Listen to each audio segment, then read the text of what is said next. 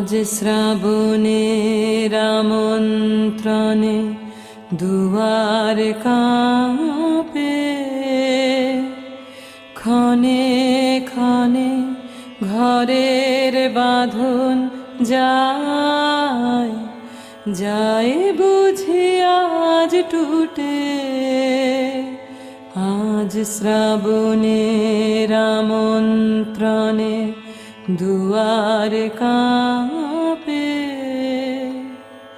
ধরিত্রী তার অঙ্গনেতে নাচের তালে,